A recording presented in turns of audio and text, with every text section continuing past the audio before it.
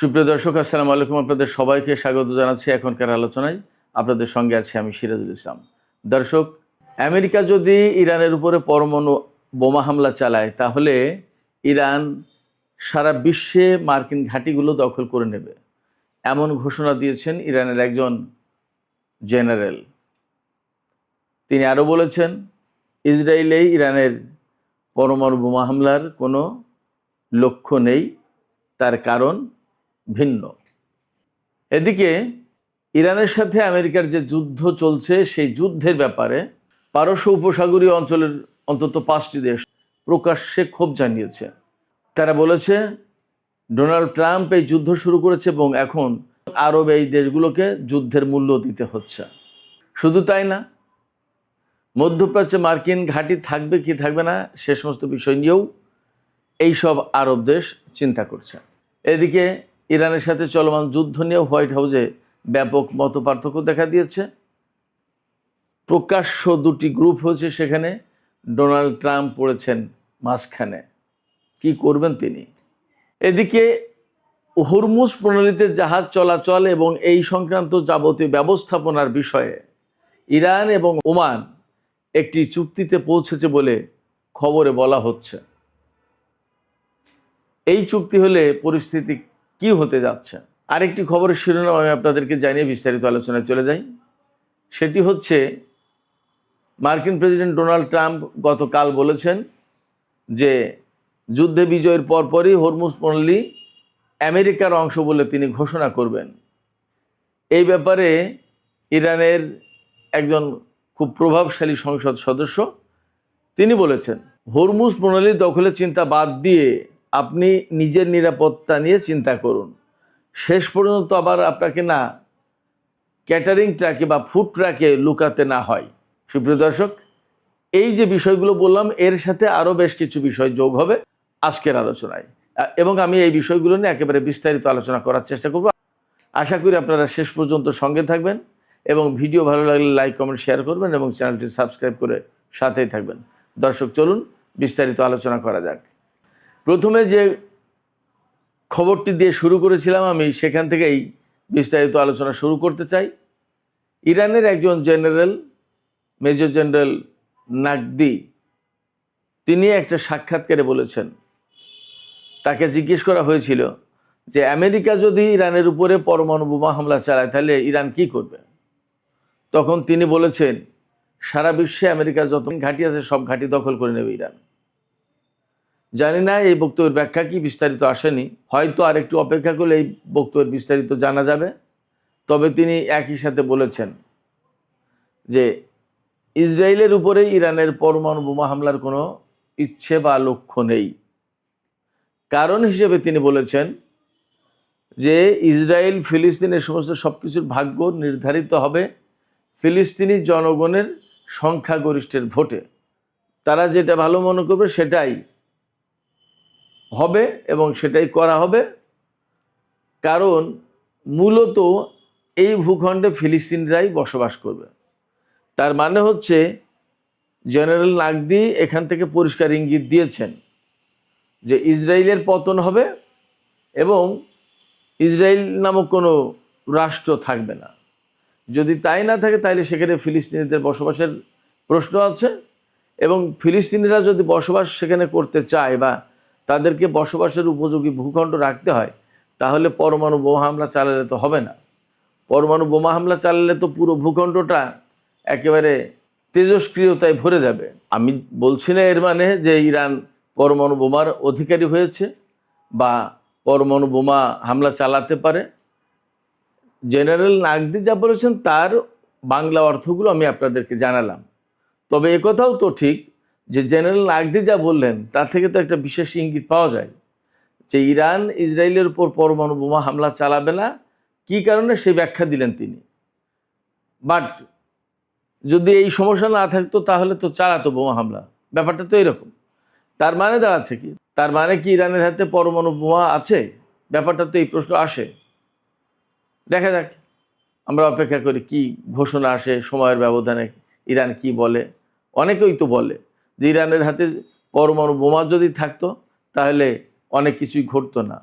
এই কথার সত্য মিথ্যা ভিন্ন বিষয়। ইরান হয়তো একভাবে দেখে আর আমরা বাইরের থেকে আরেকভাবে দেখি, তারাই ভালো জানে। দেখা যাক, সময় বলে দেবে ইরানের হাতে পরমাণু বোমা আছে কি নেই। ইরানের হাতে পরমাণু বোমা থাকলে কেউ হামলা চালাতো কি চালাতো না, সমস্ত সব কিছু সময়ের পরিক্রমায় পরিষ্কার হবে। তবে জেনারেল নাগদি যেটা বলেছেন যে ইরানের উপর যদি আমেরিকা পরমাণু বোমা হামলা চালায় তাহলে সারা বিশ্বের মার্কিন ঘাঁটিগুলো দখল করে নেবে ইরান। এটার ব্যাখ্যা আসলে পরিষ্কার না। তবে এইটুকু বোঝা যায় যে জেনারেল নাগদি বা ইরানের অবস্থান খুব শক্ত, তাদের সামরিক সক্ষমতা এই পর্যায়ে আছে যে আমেরিকার সাথে যে কোনো জায়গায় তারা যুদ্ধ করতে সক্ষম, কনফ্রন্টেশনে যেতে সক্ষম।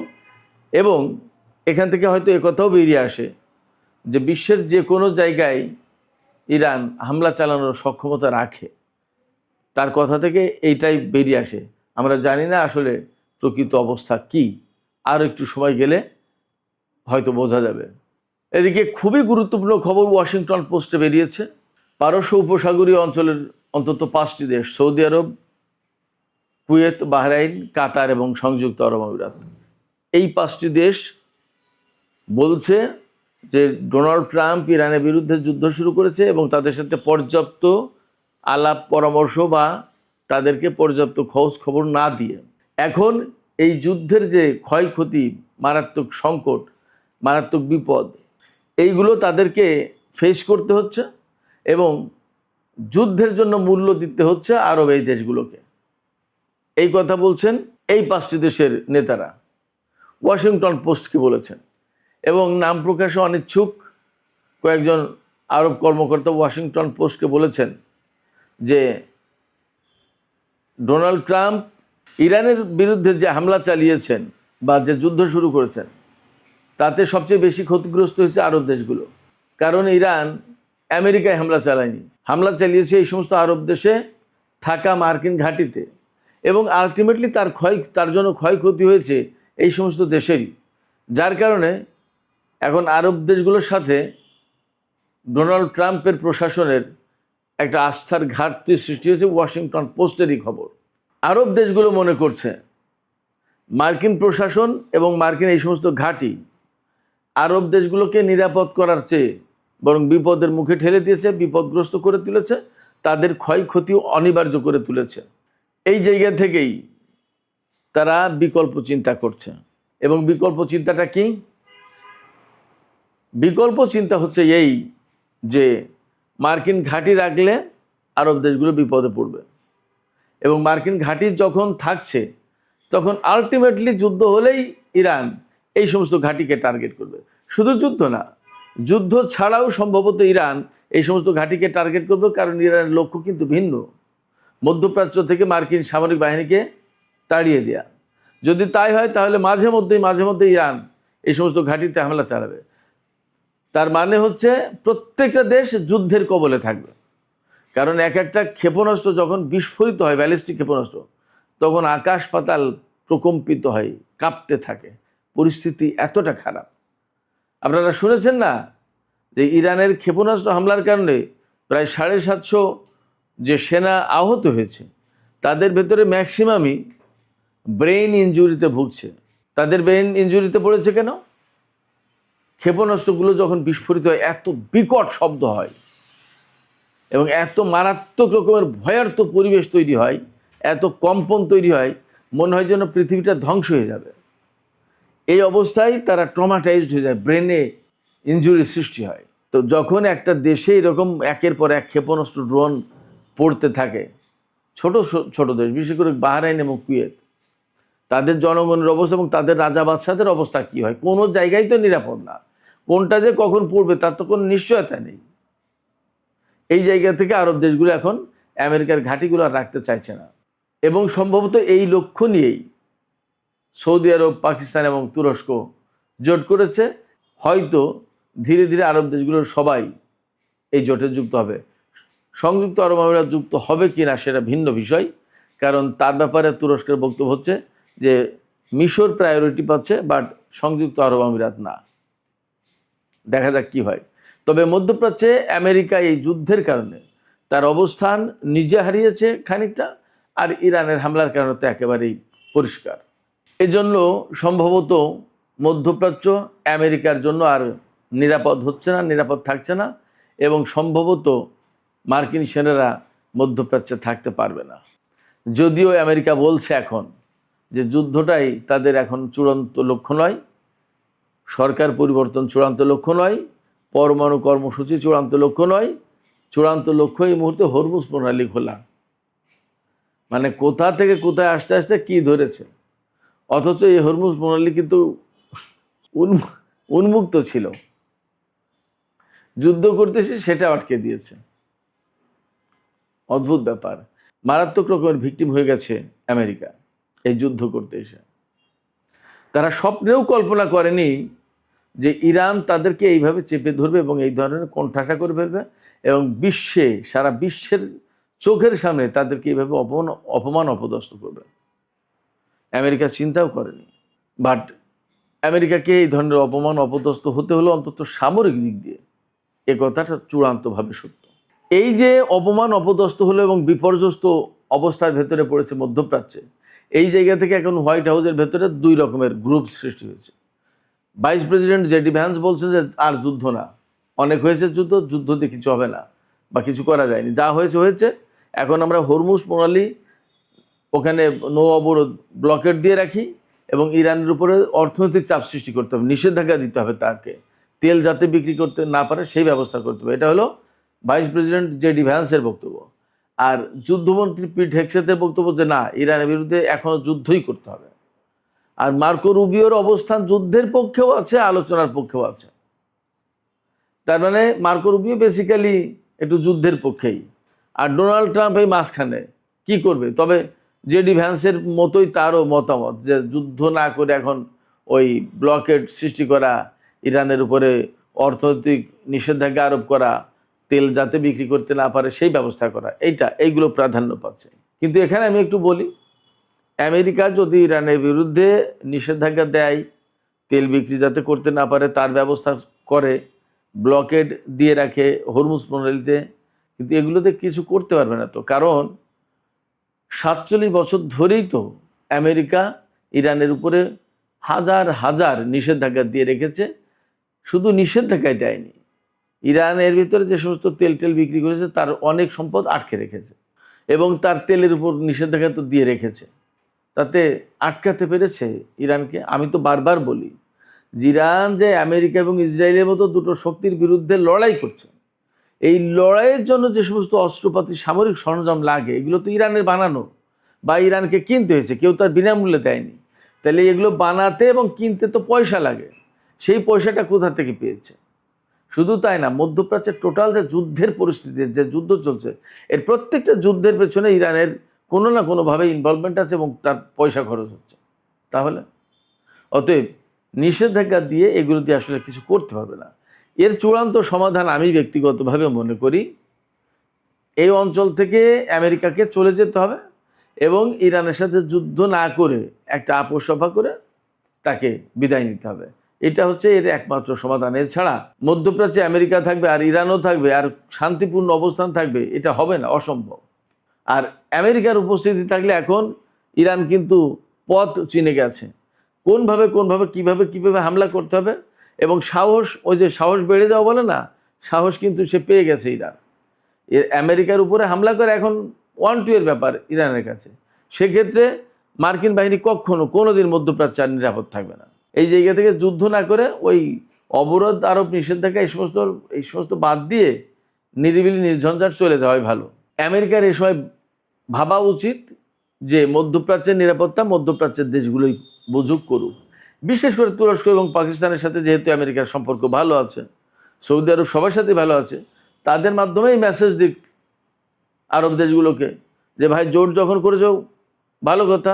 ডোনাল্ড ট্রাম্পটা আজকাল মাঝে মাঝে আলহামদুলিল্লাহ বলে, তো উনি আলহামদুলিল্লাহ বলতে পারেন যে আলহামদুলিল্লাহ আপনারা ভালোই করেছেন, জোট করেছেন, আমি আমার সেনা নিয়ে চলে গেলাম, আমাদের আর দরকার নেই এখানে থাকার, আপনারা আপনাদের নিজেদের নিরাপত্তা ব্যবস্থা নিজেরাই করেন। যদি এইভাবে বলে কয় তাহলে অনেক ভালো। তা না হলে মধ্যপ্রাচ্যে আমেরিকাকে আসলেই প্রতিদিন প্রতি মুহূর্তে অপমান অপদস্থ হতে হবে। মধ্যপ্রাচ্য কখনোই শান্তিতে থাকবে না। বিগত 47 বছর ধরে যে শান্তিটুকু ছিল এখন তাও থাকবে না। কারণ আমি আবারও বলছি, আমেরিকাকে কিভাবে ঘায়েল করতে হবে, আমেরিকার বিরুদ্ধে কিভাবে হামলা চালাতে হবে, সেই পথ ইরান চিনে গেছে। এবং দিন দিন মার্কিন বিরোধী অবস্থান ইরানের আরও বেশি শক্ত হবে এবং আঞ্চলিক প্রক্সি ফোর্সগুলো ক্রমেই ইরানকে কেন্দ্র করে আরও শক্তিশালী হবে। এদিকে হরমুজ প্রণালী কন্ট্রোল করা নিয়ে আমেরিকা এবং ইরানের ভেতরে যখন প্রচণ্ড রকমের প্রতিযোগিতা, তখন ওমানের সাথে ইরানের চুক্তি চূড়ান্ত হয়ে গেছে এমন খবর পাওয়া যাচ্ছে। এই চুক্তি চূড়ান্ত হলে কি হচ্ছে, রুট নির্ধারিত হবে, কোন রুটে জাহাজ আসবে, কোন রুটে জাহাজ ঢুকবে। তবে সর্বশেষ খবর ছিল এইরকম যে ইরান এইটা পছন্দ করছে না, রুট একটাই হবে, যাওয়া আসা সোজা সাপটা একদিক দিয়েই, ওমানের উপকূল দিয়ে আর ইরানের উপকূল দিয়ে এইরকম না, যাওয়া আসা পরিষ্কার রুট থাকবে, একটা হোক দুটো হোক যাই হোক, কিন্তু ওইরকম ওমানের উপকূল দিয়ে গেলে ওমান ঠেকাতে পারবে না সেইগুলো, তখন ঝামেলা হবে। এই জন্য ইরান চাইছে যে সাগরের মাঝখান দিয়েই হোক, হরমুজ প্রণালীর মাঝখান দিয়ে হোক বা যেভাবে হোক, এত রুটের দরকার নেই, রুট একটাই হোক, মানে সবাই যৌথভাবে কন্ট্রোল করুক। যাই হোক কীভাবে হয় দেখা যাক। তবে চুক্তি একটা হয়েছে, এই খবর কিন্তু মোটামুটি পাওয়া যাচ্ছে। যখন চুক্তি হয়েছে তখন আমেরিকার প্রশ্ন কিন্তু আরও গৌণ হয়ে গেল, এ কথা বলা যায়। ডোনাল্ড ট্রাম্প কিন্তু কালকে বলেছিলেন যে ইরানের সাথে যুদ্ধে বিজয়ের পরপরই হরমুজ প্রণালী আমেরিকার অংশ, এটা ঘোষণা করা হবে, কিন্তু তা সম্ভবত আর হচ্ছে না। এদিকে ইরানের জাতীয় নিরাপত্তা এবং পররাষ্ট্রনীতি বিষয়ক সংসদীয় কমিটির প্রধান ইব্রাহিম আজিজি তিনি বলেছেন যে ডোনাল্ড ট্রাম্প হরমুজ প্রণালী কন্ট্রোলের কথা চিন্তা করেন, হরমুজ প্রণালী তাদের অংশ বানানোর চিন্তা করেন নেই তো। কিন্তু ডোনাল্ড ট্রাম্পকে নিজের নিরাপত্তার চিন্তা করাটা এই মুহূর্তে ভালো, হরমুজ নিয়ে মাথা ঘামানোর দরকার নেই, নিজের নিরাপত্তা নিয়ে চিন্তা করুক। কারণ হয়তো সময়ের পরিক্রমায় ডোনাল্ড ট্রাম্পকে আবার ফুড ট্রাকে লুকাতে হতে পারে। এই ফুড ট্রাকে লুকানোর কেন প্রশ্ন বলছেন তিনি? এই যে কয়েকদিন আগে তুরস্ক থেকে দেশে ফিরে যাওয়ার সময় ডোনাল্ড ট্রাম্প প্লেন বদলে একটা ক্যাটারিং ট্রাক, খাদ্যবাহী বিমানবন্দরের খাদ্যবাহী ট্রাক, তার ভেতরে উঠে আর একটা বিমানে উঠে অনেকটা পালিয়ে তুরস্ক থেকে আমেরিকার পথে রওনা হয়েছিলেন। এই কথা আমেরিকার গণমাধ্যমে পত্রপত্রিকায় প্রকাশ হয়েছে। সেই কথাকে উল্লেখ করে মূলত ইব্রাহিম আজিজি বললেন যে ডোনাল্ড ট্রাম্পকে হয়তো ফুড ট্র্যাকে লুকাতে হতে পারে, নিজের চিন্তা নিজে করেন, নিজের নিরাপত্তা নিজে দেখেন।